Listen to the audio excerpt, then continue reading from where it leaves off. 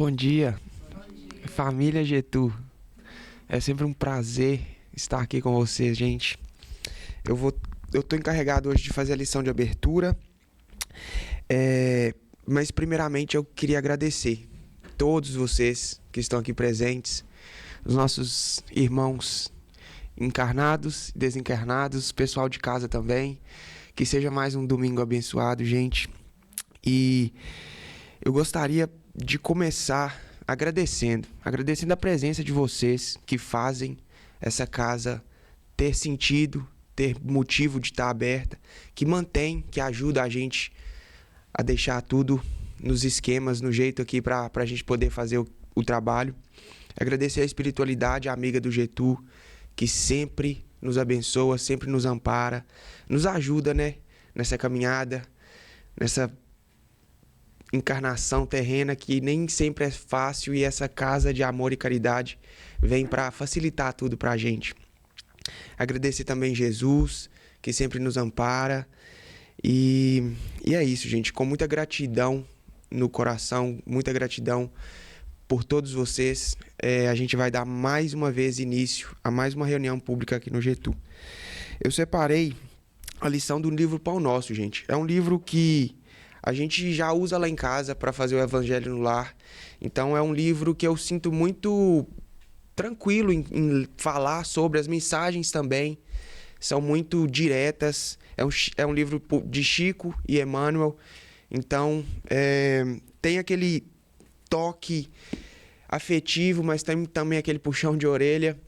É uma mensagem que eu acho, de muito fácil entendimento, e é um livro que eu gosto de trazer. Eu sinto bastante confortável de trazer eles aqui para vocês. E hoje a lição vai ser do capítulo 61, intitulada em O Homem com Jesus. Regozijai-vos sempre no Senhor. Outra vez digo, regozijai-vos. Isso foi dito por Paulo e está na carta aos Filipenses, capítulo 4, versículo 4.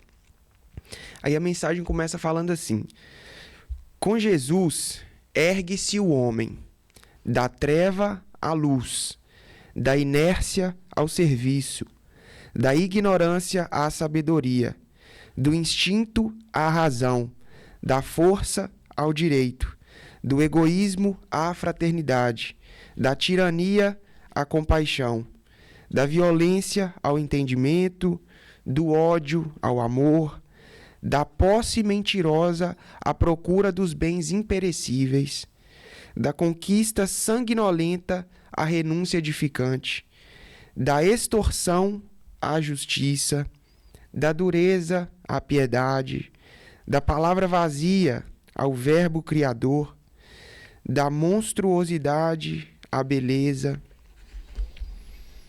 do vício à virtude, do desequilíbrio à harmonia, da aflição ao contentamento, do pântano ao monte, do lodo à glória. Homem, meu irmão, regozijemos em plena luta redentora. Que píncaros de angelitude poderemos alcançar se nos consagrarmos realmente ao divino amigo que desceu e se humilhou por nós? Eu acho que, respondendo essa pergunta, eu acho que esse píncaro de angelitude, digamos também essa felicidade que a gente poderia alcançar se a gente realmente nos resignarmos, se a gente desistisse da gente para seguir Jesus, a gente, na verdade, a gente não consegue palpar, a gente não consegue saber o que seria isso. Porque, querendo ou não, é muito difícil para a gente, encarnados, desapegar de tudo que a gente já vem sendo apegado, principalmente em vidas passadas e principalmente nessa vida, para seguir Jesus. Então não é um caminho fácil, mas também não é um caminho rápido. Por incrível que pareça, nessa mesma página que estava esse capítulo, tinha esse papelzinho, esse biscoitinho espiritual, que é o biscoitinho, essas mensagens, elas estão sempre naquele corredor, no corredor pequenininho, quando vai para a cantina, antes de virar para a cantina, tem uns biscoitinhos espirituais, com sempre uma mensagem de carinho, de amor. E essa mensagem que estava nessa página falava: caminha, mas não te apresses. Caminha, mas não te apresses em demasia, para que o excesso de velocidade não te ameace a existência. Então, a caminhada com Jesus também, meus irmãos, ela é lenta, ela é devagar. Eu falo isso, eu bato nessa tecla, porque dentro de mim, eu estou aqui fazendo essa leitura para vocês, mas lá fora, tipo assim, enfim, eu sou falho. Eu não me acho muitas vezes digno de estar aqui fazendo esse trabalho para ti. Mas aí vem essas mensagens para me ajudar a ter em mente que o caminho é tortuoso, mas o final, o destino, é chegar próximo de Jesus, é estar junto com Ele. E como Ele mesmo falou, Ele é o médico que veio para os doentes. Quem somos os doentes? Quem são os doentes, né? Então, quem somos, talvez, eu acho que é uma pergunta certa de perguntar, porque somos nós os necessitados de Jesus. Uma outra coisa que me chamou muita atenção aqui nessa lição foi que começa assim: com Jesus ergue-se o homem.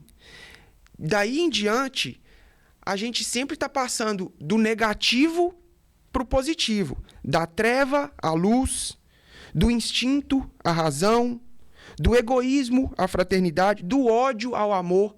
Então é sempre do ponto que a gente está, que é um ponto de ser humano, de encarnado, de defeito, de falha, que quando a gente encontra Jesus, quando a gente, digamos, abre o coração para os ensinamentos, para os exemplos que ele veio nos dar, a tendência é só a melhora.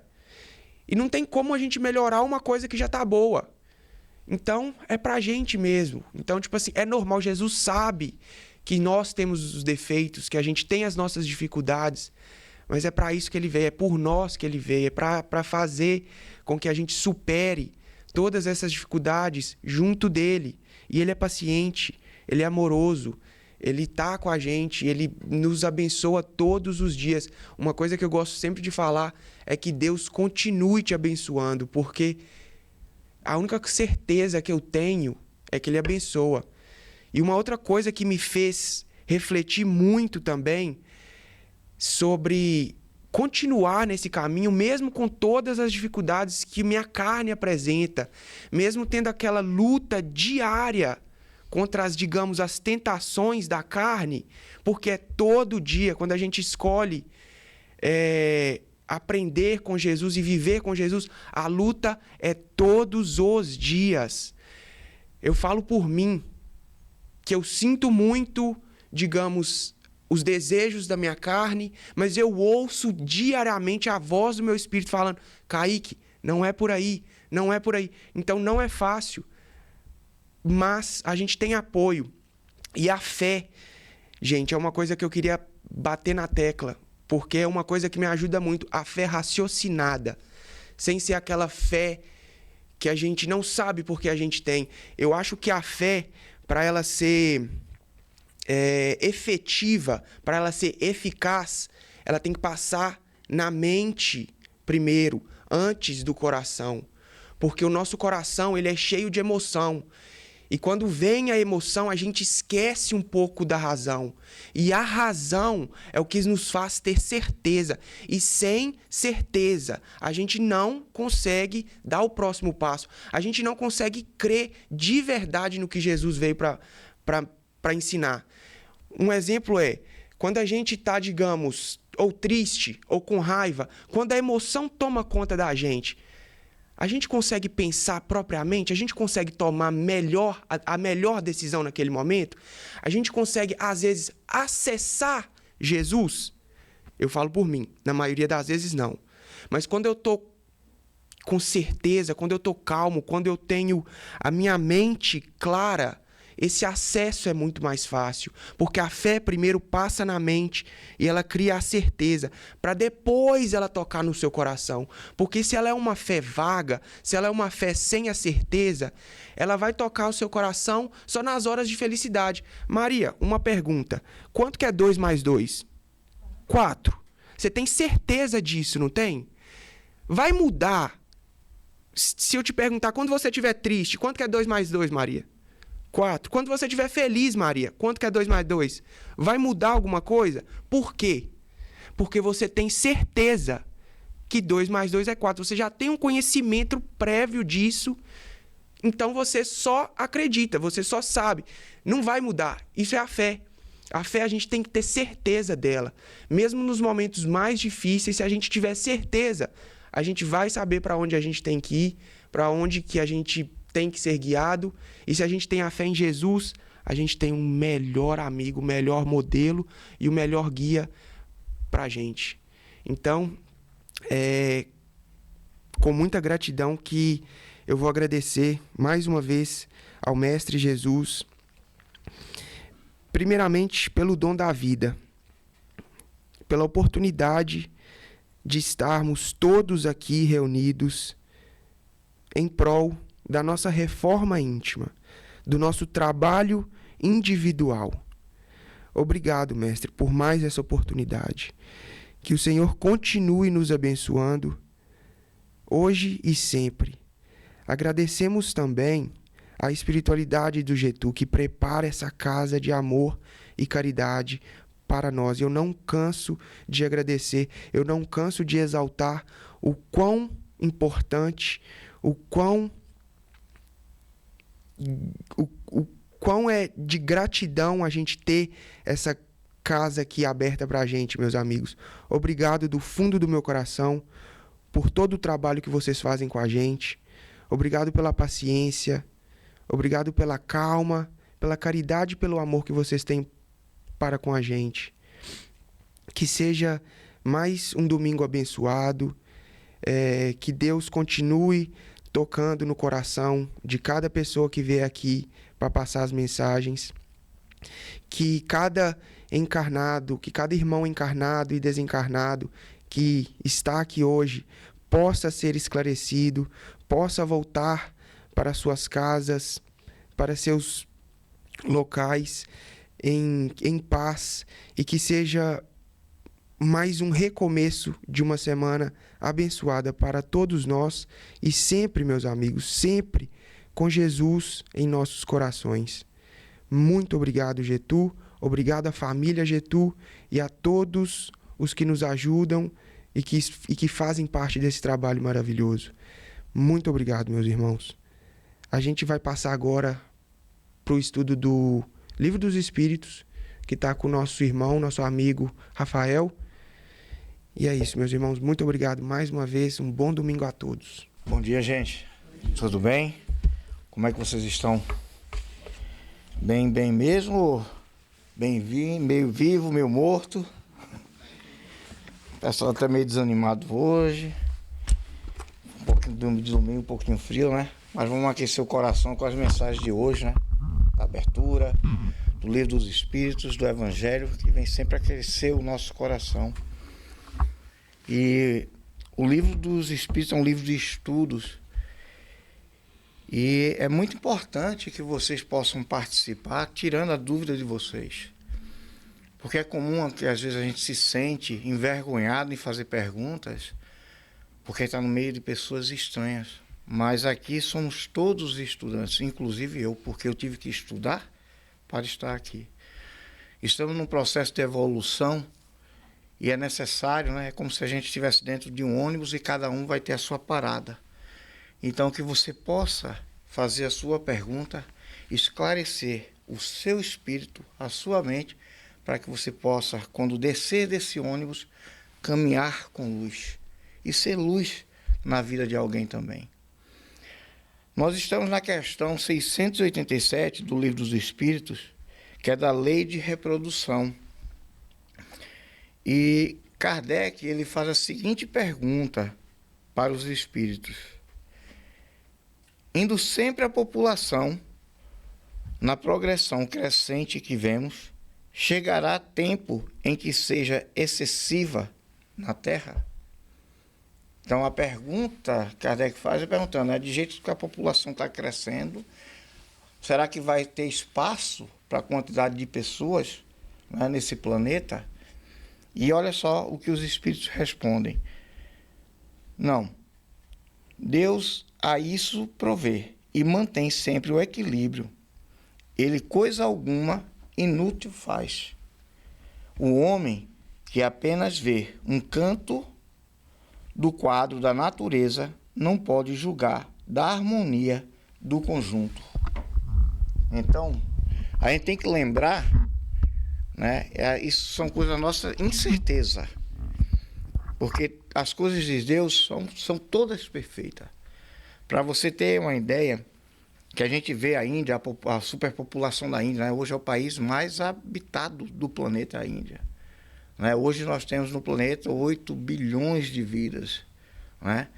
Mas se você pegar um estudo, que é a PRB, uma instituição que faz pesquisas,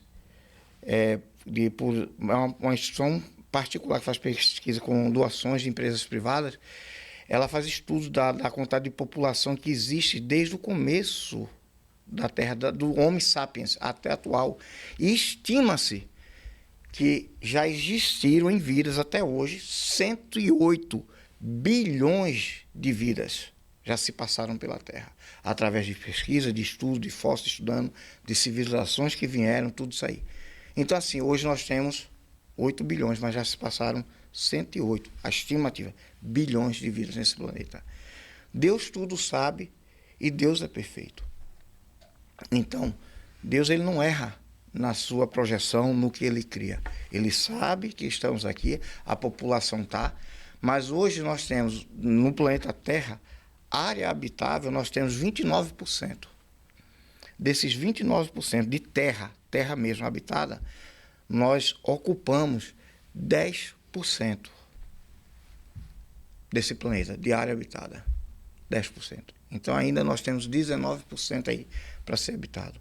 Mas quantas civilizações? Nós estamos sempre está nascendo, sempre está morrendo gente, desencarnando pessoas.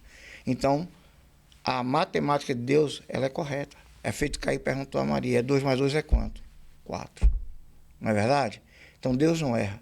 Nós, sim, erramos nas nossas contas, né, nos nossos caminhos, mas as coisas de Deus já são todas perfeitas. Essa próxima questão agora aqui, que é a sucessão e aperfeiçoamento das raças. Vou falar aqui que é a questão 688. Né? Vê só. Há neste momento raças humanas que evidentemente decrescem. Virá momento em que terão desaparecido da Terra. E olha só, né? Ou seja, a pergunta dele é falando justamente sobre isso. Há raças humanas hoje que estão desaparecendo, né? E haverá um momento que desaparecerão da Terra. E olha só o que os espíritos respondem. Assim acontecerá de fato. É que outras lhe terão tomado o lugar, como outras um dia tomaram o da vossa. Sim, haverá raças que vão desaparecer. Um exemplo disso aqui, se vocês, leram aquele filme Exilados da Capela, é um livro que fala sobre isso, né? De espíritos que vieram de Capela e encarnaram na Terra. Foram espíritos que vieram de Capela, são espíritos muito evoluídos, mas eles não acompanharam o desenvolvimento do planeta e acabaram encarnando num planeta inferior, no caso aqui, a Terra. E a maior parte desses espíritos, eles encarnaram no Egito, tanto que foi uma civilização muito inteligente que teve na época. Você vê pelas construções que estão até hoje feitas nesse país, né? E foi uma civilização que se dizimou muito rápido também. Nós vemos a civilização romana, até hoje existe, né? Você vê o Egito existe, mas não da forma como os egípcios, a inteligência, as construções que eles fizeram, tanta coisa.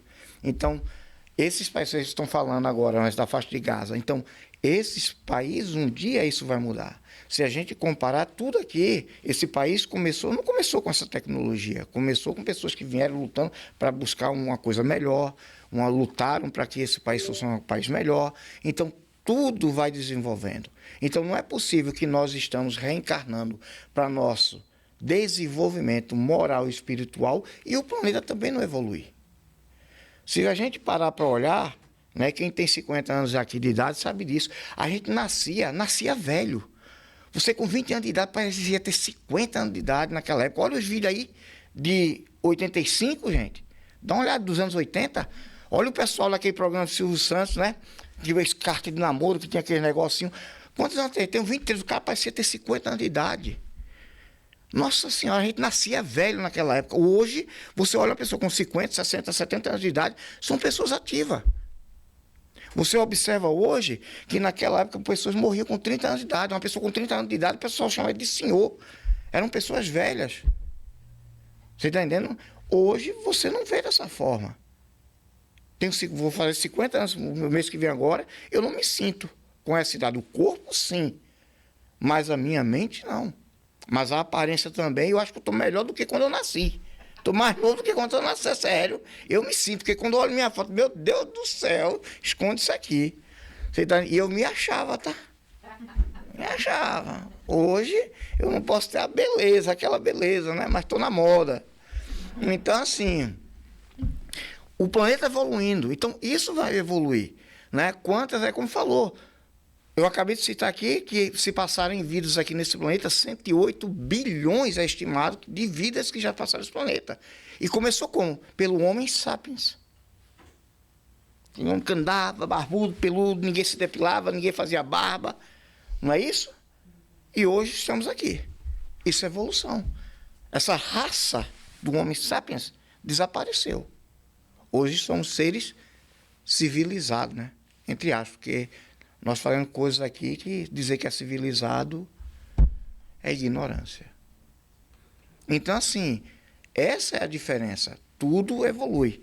Aí, vê só, o que Miriam Mês faz o seguinte comentário sobre essa questão. Várias raças povoaram a Terra em lugares diferentes, em conformidade com os climas do ambiente terreno e a vontade daquele que tudo fez. Todas as coisas da terra obedecem a uma direção espiritual. No entanto, é da vontade, igualmente, do Senhor que elas se fundam umas nas outras, caldeando suas qualidades e entrosando sentimentos. A própria fraternidade encontra expansão no encontro das mesmas. A grande inteligência que planejou o aparecimento da Terra já a fez com a abundância de certas coisas em certos países e escassez de outras, para que se realizassem as permutas. Por trás esse comércio nasce o amor, a amizade e a fraternidade. Então, quem criou, aquele Deus que criou esse planeta, né, criou da forma, dando em lugares abundâncias de algumas coisas e outras escassez. Para que isso? Para que a gente possa aprender. Ok? Então, um exemplo, aquela mulher que está sofrendo lá na Palestina, outras mães que estão sofrendo na Palestina, elas estão no seu sofrimento. A gente que tem um país, onde vive um país onde está mais evoluído, a gente não sabe aqui, mas a gente tem um sentimento, a gente não sabe o que eles estão passando, porque a gente não está vivendo lá. Mas há necessidade daquilo ali. Eles estão passando por aquilo ali, e existe uma razão, gente. Existe uma razão. Um exemplo, vocês vão imaginar países como o Kuwait ou o Irã, vamos dizer que são países muito rigorosos com as suas leis, onde os homens podem bater na mulher, fazer o que quer. Vocês acham que esses homens, quando desencarnar, vão ser o quê? Muitos deles talvez vão reencarnar no país dele como mulher, para apanhar, para sofrer, para ser banidas. Aí vai criar um sentimento de revolta. Se a gente olhar, as mulheres eram o quê? Só donas de casa serviam só para procriar, que gerar filhos, cuidar do homem, dos filhos, não trabalhavam, não voltavam, não tinham direito a falar, nada. Eram objetos de prazer, né? E de escravo, vamos dizer assim, de fazer tudo dentro de uma casa. Hoje vocês têm o direito, vocês mulheres têm o direito de votar, de falar das coisas que querem, o direito da vontade sexual de vocês. Vocês têm o direito de falar do que querem, comentar. Hoje existem leis que protegem. Isso evoluiu. Mas nós já passamos por tudo isso. Nós já passamos. Cada um aqui está no lugar certo. Cada um aqui está no lugar certo. Por isso que eu falo que a importância da gente buscar o conhecimento, o estudo, porque tem horas que é o que você falou, Maria, parece que, será que Deus existe mesmo? Que a gente vê tanto sofrimento? Claro que existe, gente. Mas eu sempre falo que o sofrimento na nossa vida, ele vem trazer um progresso moral. Ele vem nos libertar. É isso, se a gente não tivesse isso, a gente nem ia saber o que é sofrimento. Concordam? Então as coisas... O que é que faz a gente vir na casa espírita? Vocês vieram por amor, 100% de vocês? Ou foi um problema? A maioria aqui veio por problema, inclusive eu.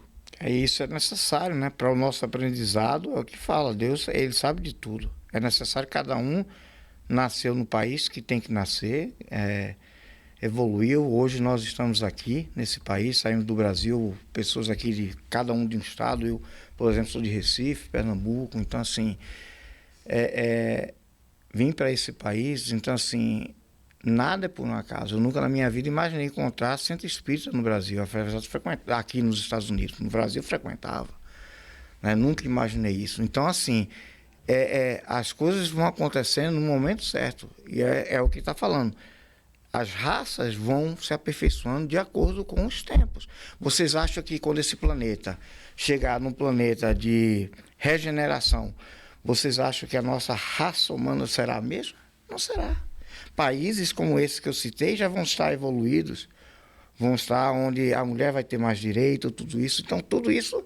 O Brasil é um exemplo. Antigamente, quando a mulher separada, mas não podia se divorciar, se desquitava, né? Falava o desquite.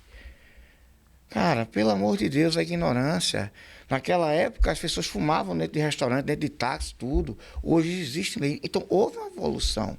Aquela raça humana do Brasil mudou, porque ela evoluiu em termos de lei. Né? Muitas pessoas hoje não cometem muitas coisas, porque existem leis para proteger a raça humana, para proteger cada um de nós aqui, para que a gente não faça. Porque se não existisse isso e não tivesse a evolução... Pô, o cara falasse mal de mim, tu é feio, tu é barrigudo. E ela aí, matava a pessoa. Não sou não. Você tá entendendo? Não sei o que é, então toma aqui uma bala na cara. Então ia ser desse jeito, como foi desse jeito. Então, isso vai tendo essa evolução e essas raças vão. Assim como a gente tá... É impossível a gente estar vindo para cá, nascendo, morrendo, reencarnando, e essa história continuando, e o planeta continuar do mesmo jeito. Peraí, gente. É você passar o resto da vida na 5ª série. Oi, Luiz. Não, complementando, até os animais também evoluem. Justamente. Nós observamos hoje esses animais hoje, como nós temos mais convívio com gato, com cães e tudo mais, eles são diferentes dos animais anteriores. Com certeza. Então há uma evolução, né? E não sei se alguém já visitou o Museu de Ciências Naturais em Nova York.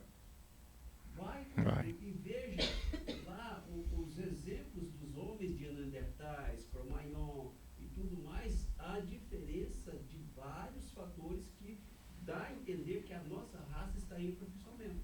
E está, né? Está. Basta a gente olhar para a gente mesmo aqui, ó. Se a gente olhar alguns anos atrás o que a gente era e olhar o que é hoje, você vai observar que você evoluiu, que você mudou. Você não vai observar, não, eu não sou aquela pessoa estressada que eu era antes. Alguns ainda podem estar, mas estão aprendendo e estão aqui hoje na casa buscando o quê? Evolução, um progresso espiritual. Isso aqui é uma forma de mudar tudo isso aí. É uma forma de, esse conhecimento é uma forma da gente deixar o nosso passado agressivo, a nossa ignorância, para trás. E daqui tem uma oportunidade de a gente criar uma raça onde o amor seja maior, onde a fraternidade seja maior. Então é importante que a gente busque esse conhecimento para poder avançar de acordo com o que o planeta está avançando. É o que eu sempre falo, gente, muitos de nós aqui não vamos ter a oportunidade de voltar nesse planeta. Vamos ter que repetir de série. Tem que voltar para um planeta inferior para aprender, sofrer. É quando a gente fala, que a Maria falou, a gente vê aquele sofrimento, dói. Mas aquelas pessoas que estão passando por aquilo ali, tem um motivo, gente. Tem um motivo. Tem um motivo. Mas a gente não sabe qual o motivo 100%. Cada um ali são espíritos diferentes, que fizeram coisas diferentes no passado. E hoje estão passando por consequências. Então, uma pessoa dessa hoje, que desencarna num país daquele, quando ela reencarnar de novo, você acha que uma pessoa daquela vai querer fazer guerra? Não vai. Sabe por quê? Porque é isso que a gente fala. Quando a gente olha, não toca a gente, né? Vê, a gente acha aquilo um absurdo, porque a gente evoluiu. A gente já passou por isso, Maria. A gente já guerreou, a gente já matou um ao outro, já foi violento. Então, a gente sofreu, a gente já ganhou, a gente já perdeu. Então, a gente sofreu com isso. Então, hoje, a gente não lembra. Mas a gente sente isso, essa dor, ver do outro sofrer, porque a gente já passou por isso. Então, dentro da nossa consciência, lá dentro, tem esse despertar que isso dói, porque a gente já sofreu. Por isso que eu digo, a dor, ela é necessária na nossa vida para que a gente evolua. Não estou dizendo que a gente só evolui com a dor, mas são feitas de escolha. Mas a maioria das vezes nós erramos os caminhos. E a consequência são o sofrimento, as dores da nossa vida. Então, isso vem para trazer um despertar na nossa vida e fazer com que a gente mude de vida, que a gente evolua. Alguém tem mais alguma pergunta? Tem alguma questão? Não? Tá bom. Então, eu vou continuar aqui.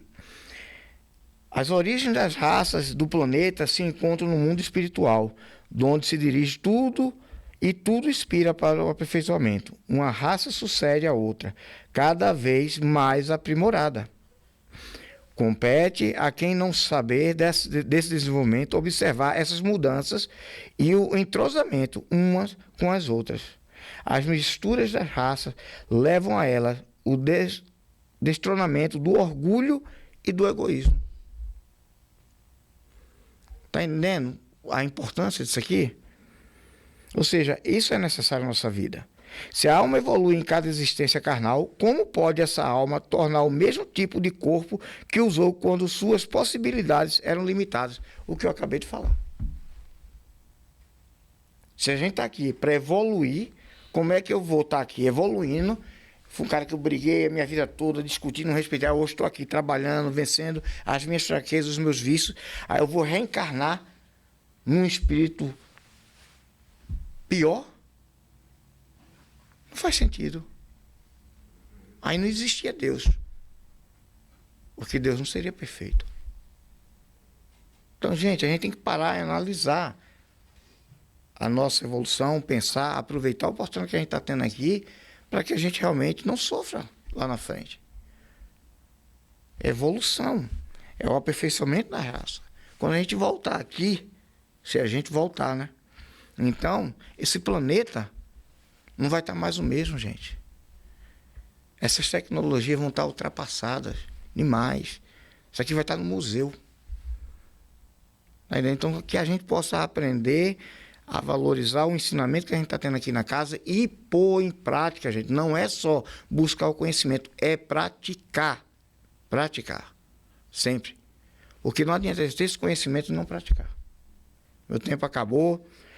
Um ótimo domingo para vocês. E o livro, o Evangelho, está com a nossa amiga Diene. Gente, muito obrigado, tá? Bom dia. Para quem não me conhece, meu nome é Diene. Eu estou com o Evangelho de hoje. Coincidência, gente? Seria coincidência? Ou o Rafael me ligou para fazer o Livro dos Espíritos, me contou? Não, não houve isso não, gente. É porque o trabalho da casa é feito com muito respeito, com muito amor pelo lado espiritual, né? Então, geralmente, quando a gente vem aqui, nós viemos tratar do mesmo assunto do começo ao fim. Porque a espiritualidade amiga, ela trabalha individualmente com cada trabalhador e assim ele traz a mensagem seguida. O que parece coincidência, nós sabemos, espíritas que somos, que não existe coincidência, né? É um trabalho que foi feito. E não...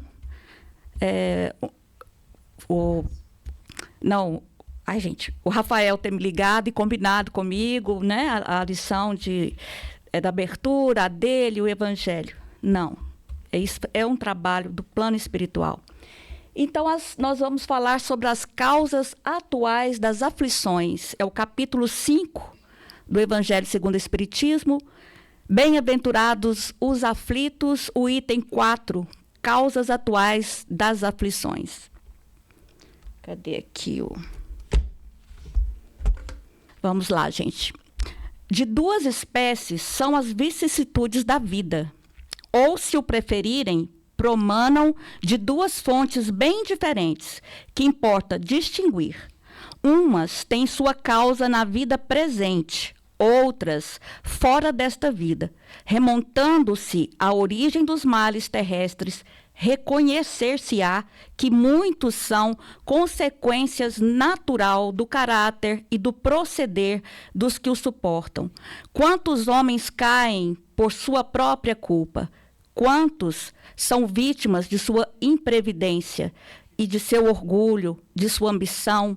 Quantos se arruinam por falta de ordem, de perseverança, pelo mau proceder ou não saberem limitar os seus desejos? Kardec, ele nos mostra que nós somos, muitas das vezes, causadores direto do sofrimento, das aflições, né? E mesmo que nós não nos demos conta, nós é que causamos. Nós somos os indivíduos que trazemos para as nossas vidas aquilo que nós mesmos procuramos, não é isso? E algo que tenha feito, às vezes nem sem perceber. A gente, às vezes, age de forma que a gente meio que irracional e acaba com isso trazendo para as nossas vidas as consequências, né? Então, são as consequências. E isso é castigo? Nós consideramos que Deus castiga? Não, isso não é castigo, mas sim a naturalidade daquilo que nós fizemos está voltando para nós, não é isso? E nós temos que refletir muito sobre o sofrimento. Quando você está passando por dificuldade, aí que tem que ter a reflexão. Mas essa reflexão ela tem que ser de uma ótica racional. Nós temos que ter raciocínio. Parar e pensar, mas o que eu fiz para eu estar colhendo isso? O que foi que eu errei para eu estar tendo essas consequências? Onde está o meu erro? E buscar. E quando nós buscamos, através da reflexão de tudo que nós passamos, que nós fizemos, nós sempre vamos encontrar a resposta. E a partir dessa resposta, nós poderemos começar a trabalhar um novo recomeço, uma nova oportunidade, para que a solução das consequências, né, das aflições, elas cheguem de forma mais amena e mais segura, para que a gente possa mudar o quadro das aflições, né? E quantas uniões, segue o texto, gente, quantas uniões desgraçadas porque resultaram de um cálculo de interesse ou de vaidade, e nas quais o coração não tomou parte alguma. Quantas disseções e funestas disputas se teriam evitado com um pouco de moderação e menos suscetibilidade? Quantas doenças e enfermidades decorrem da intemperança e dos excessos de todo o gênero? Quantos pais são infelizes com seus filhos porque não lhes combateram desde o princípio as más tendências?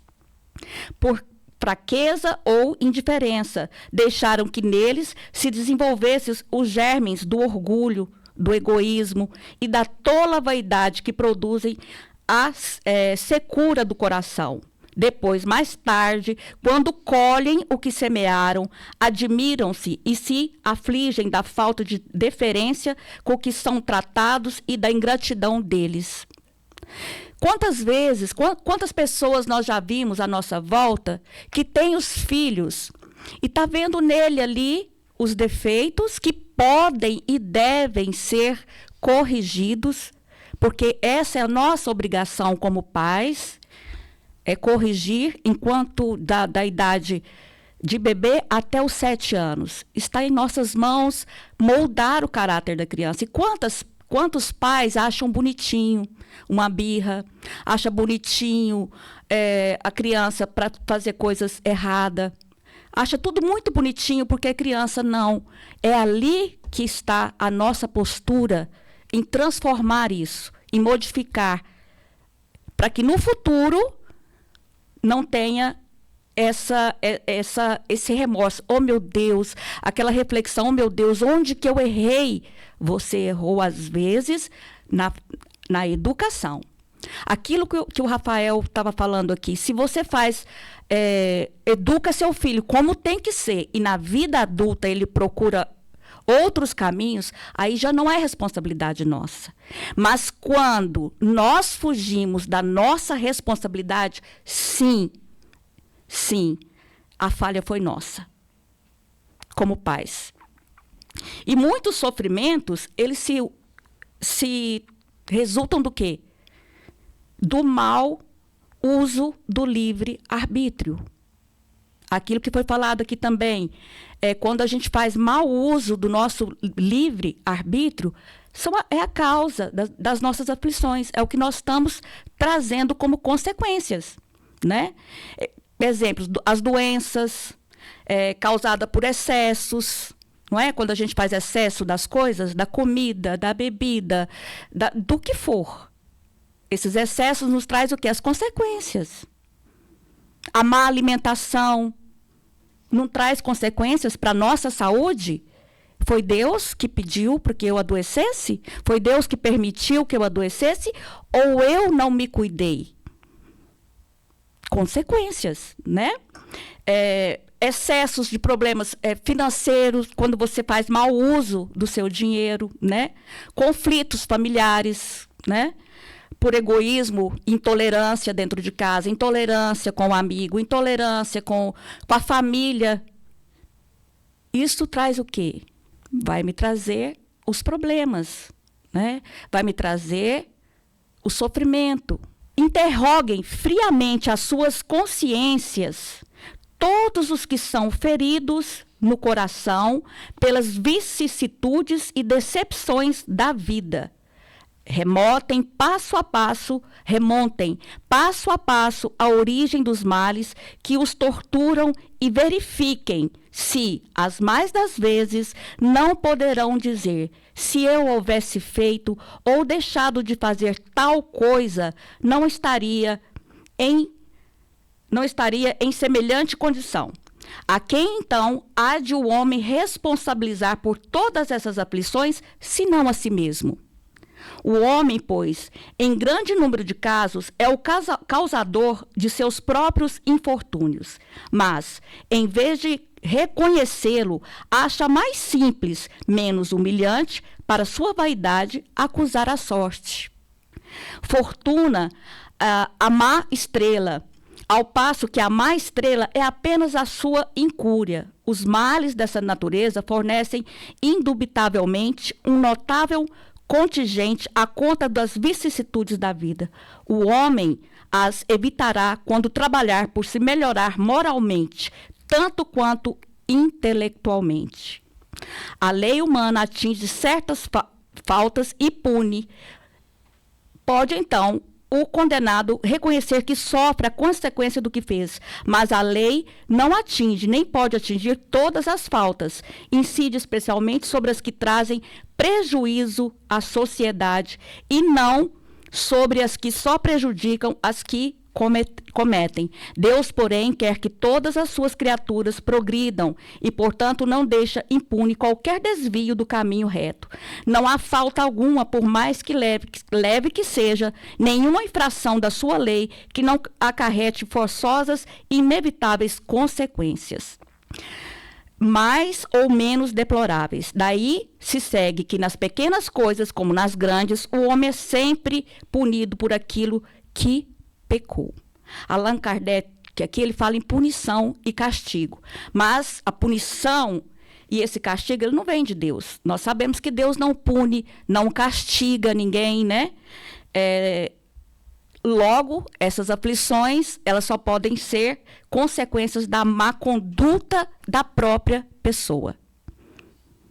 Então, nós não podemos culpar a Deus e dizer que Deus é que está punindo, que eu estou sendo castigado. Não. Deus ama a todos por igualdade. Os sofrimentos que decorrem do pecado são-lhe uma advertência de que procedeu mal. Dão-lhe experiência, fazem-lhe sentir a diferença existe entre o bem e o mal e a necessidade de se melhorar para, no futuro, evitar o que lhe originou uma fonte de amarguras, sem o que motivo não haveria para que se emendasse, confiante na impunidade retardatária ao seu avanço e, consequentemente, à sua felicidade futura. Então, se nós não formos advertidos do mal o mal proceder, nós nunca iríamos refletir, não é mesmo, sobre as nossas responsabilidades.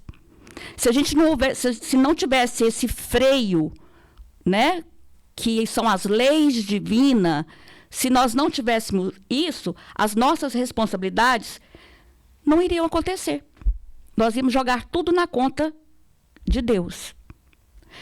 E é justamente nas aflições que nós vamos desenvolver esse autoconhecimento, né? A reforma íntima, que já foi falada aqui hoje, e é falada sempre na casa espírita, para não repetir os mesmos erros. Mas isso quando a gente consegue refletir, né? Então, essas aflições, elas são as consequências o quê? Educativa. Então, não é uma punição. É uma correção, é uma educação, é uma reeducação. E não essa punição que todo mundo fala, né? Tem muitas religiões que ainda falam que Deus pesa a mão sobre a cabeça daquele que pecar ou que errar, que Deus está pesando a mão, ainda coloca Deus como um Deus assim bem severo, né? Quando na verdade ele é somente amor. Numa carta de Paulo aos Romanos, no capítulo 5, versículo 3, ele nos diz assim: e não somente isto, mas também nos gloriamos nas tribulações, sabendo que a tribulação produz a paciência, e a paciência, a experiência.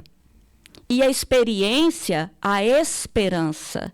Então, Paulo está nos dizendo que o sofrimento é uma escola. É uma escola, não a punição. Então, o que levamos anos, muitas vezes, para aprender, o sofrimento, ele nos ensina em poucos dias. Pega uma pessoa que, às vezes, ela é muito orgulhosa, muito cheia de diferenças, acha que é melhor, às vezes, do que os outros, deixa ela entrar, quando ela começa a passar por um sofrimento, vê se ela não transforma rapidinho. Ela, de orgulhoso, ele passa a ser humilde. Se torna uma pessoa muito humilde. Todo aquele orgulho vai embora. Porque ele descobre que todos são iguais, né? E que durante anos, um homem demora, às vezes, para amolecer o coração. E pela dor, ele amolece em minutos. Aquele coração que passa, às vezes, anos cheio de mágoa, cheio de sofrimento, de amargura ou de orgulho, a dor amolece. Quando a dor chega, ela chega igual para todos nós. Eu já falei isso aqui uma vez, a dor nos iguala, né? E Kardec continua falando assim: entretanto, a experiência algumas vezes chega um pouco tarde, quando a vida já foi desperdiçada e turbada, quando as forças já estão gastas e sem remédio. Põe-se então o homem a dizer: se no começo dos meus dias eu soubera o que sei hoje, quantos passos em falso teria evitado? Se houvesse de recomeçar, conduzir-me-ia de outra maneira. No entanto, já não há mais tempo. Como o obreiro preguiçoso que diz: perdi o meu dia. Também ele diz: perdi a minha vida. Nós temos, gente, um sério problema em enfrentar as dores da vida. Não temos? Quando elas chegam, somos covardes em pensar que não suportaremos de enfrentar a situação que nós tivemos, ou corajosos demais, acha que nós podemos enfrentar tudo sozinho, né? Ou nós somos covardes, ou somos corajosos demais. Não tem um meio termo aí, né? E se todos nós tivermos esse lado, né, que é o meio termo, ou nós temos medo, ou nós temos coragem demais. E tudo isso é o quê? É um desequilíbrio. Ou é de mais, ou é de menos, gera o quê? Um desequilíbrio. Não é mesmo? E a mensagem ela segue falando assim: contudo, assim como para o obreiro, o sol se levanta no dia seguinte, permitindo-lhe neste reparar o tempo perdido. Também para o homem, após a noite no túmulo, brilhará o sol de uma nova vida, em que lhe será possível aproveitar a experiência do passado e as suas boas resoluções para o futuro.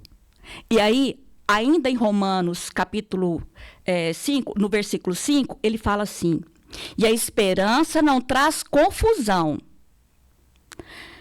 porquanto o amor de Deus está derramado em nossos corações pelo Espírito Santo que nos foi dado. Então não pode haver esse desequilíbrio, não é?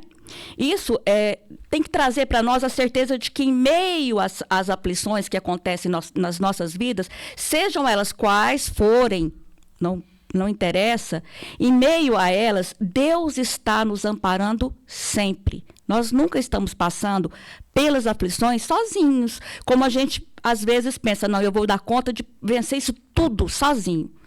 Não, nunca. Se você está pensando que você está vencendo os seus obstáculos sozinho, você está enganado. Deus está nos amparando e nos acompanhando sempre, em tudo. E com o amor dele, né? Com o amor dele nós podemos vencer. É só com o amor dele. É por isso que nós vencemos. Porque temos esse amor nos fortalecendo. Sempre. Então, não se martirize com o talvez eu tenha perdido. Nós temos que refletir sobre as lições que as aflições nos trazem. Você não perdeu nada. Muitas vezes, você está perdendo alguma coisa que Deus está te tirando, porque Ele vai te dar uma coisa muito melhor, muito maior, lá na frente. E nós, com a nossa cegueira infantil, não percebemos isso. Nós achamos que estamos perdendo. E não deixa que o que é para ensinar, porque essas aflições é para ensinar. Então, não deixa que isso seja uma muleta para sempre na sua vida. Reclamando, daqui 10 anos eu vou falar assim: oh meu Deus, se não fosse o que aconteceu em 2025, a minha vida estaria bem melhor. Ah, mas olha lá, em 2025 a imigração bateu, né? As pessoas ficaram aterrorizadas, eu fiquei aterrorizado, fui embora para minha casa, outros foram pegos. Ah, mas se isso não tivesse acontecido, eu estaria bem melhor. Isso chama-se muleta.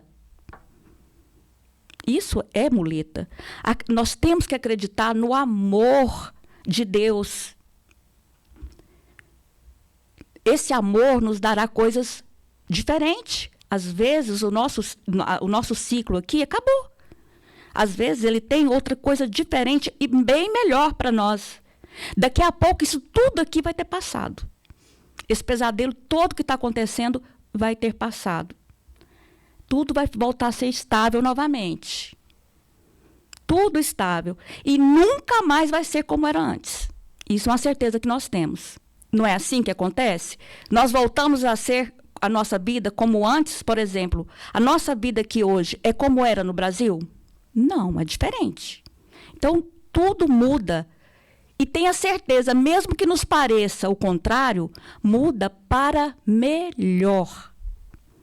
Em todas as situações que acontecem, que chegam nas nossas vidas, é uma mudança para melhor, porque senão Deus não seria Deus. Tem até uma novelinha do passado aí que tinha um personagem que falava: tudo que acontece é para melhorar. E é verdade. Essa é uma grande verdade. Então, quando essas aflições elas aparecem, é o quê? Para nos expulsar da nossa zona de conforto.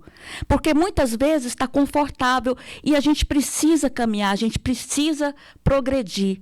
Aí vêm os problemas, as aflições e nos expulsam dali. E acreditem, é a melhor coisa que pode acontecer na nossa vida. É a expulsão da zona de conforto. Num cenário de crise, né, igual a gente está passando, onde tem gente que perde, tem gente que ganha, não é mesmo? Isso vai muito da nossa perspectiva. O que eu estou perdendo de verdade, de fato?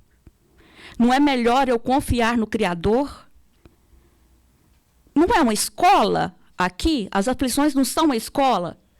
Nós temos que escolher as lições que você quer para você. É tirar das aflições aquilo que eu quero para mim. É nela que eu vou reconhecer o que eu preciso melhorar. É nela que eu vou fazer o trabalho que eu preciso fazer e, estando eu na zona de conforto, eu não estava fazendo. Então, é aí. Aqui está a oportunidade. É na aflição, né? E nessas aflições, nós não podemos nos esquecer que o Pai que está no céu, Ele vela por todos nós. Quem aqui já ouviu aquele hino do Pai Nosso, do Padre Marcelo? O Pai que está no céu, Ele vela por todos nós. Portanto, meus irmãos, não estamos desamparados. Não se aflijam, não deixe que as aflições te aflijam. Tire delas lições, aprendizado, esperança, força, coragem. E, acima de tudo, a confiança de que o Pai vela por nós. É com essa reflexão que nós vamos encerrar o nosso evangelho de hoje. E eu convido a todos a fechar os olhos para nos conectarmos com esse Criador que tudo sabe, que é o nosso Pai. E em Jesus, o nosso irmão, que também nos ama a todos por igualdade, está amparando a todos em suas necessidades. Porque Jesus não nos abandona nunca. Por isso, Ele esteve aqui, foi crucificado, passou pelas dores da matéria, por amor a nós. Por que agora estaríamos desamparados? Não creiam nisso. Acredite sempre no amor da divindade. E com esse amor que Jesus oferece para nós, vamos pedir a Ele que dê coragem, que dê força, que dê equilíbrio, que dê amparo para aqueles que estão presos. Os presídios daqui estão lotados. Pessoas em sofrimento, em desespero, sem saber o que vai acontecer com a vida futura. E nesse momento, ele quase esquece do amor de Deus por eles. Mas nós sabemos, nós estamos aqui, nós estamos firmes em nossa fé e confiamos e pedimos, Jesus, que ampare a cada um desses irmãos, independente, Jesus, do que eles tenham feito, porque o Senhor ama O Senhor ama justamente aquele que precisa melhorar, aquele que está doente. É a Ele que o Senhor ama. Porque não é que o Senhor ama somente a Ele, é que a Ele o Senhor quer modificar. Ele necessita do remédio, da cura, porque o sadio não precisa. Mas Jesus ampara essa família, todas as famílias que às vezes se separaram nesse momento, que nós estamos passando aqui. Jesus, façam elas se lembrar, toca no coração delas, façam elas se lembrar do seu amor por cada um. E Jesus, façam elas entenderem, raciocinar, crer que nós não estamos desamparados em lugar algum, nem mesmo nos presídios. E, Mestre, abençoa e ampara cada um de nós aqui presente também. Cuida, Senhor, para que tenhamos a nossa fé renovada a todo instante, para que as aflições, Senhor, não venham nos afligir os corações, para que possamos sempre lembrar que nós amamos o Senhor e que o Senhor está conosco, hoje e sempre. Que a tua paz permaneça entre todos nós. Graças a Deus.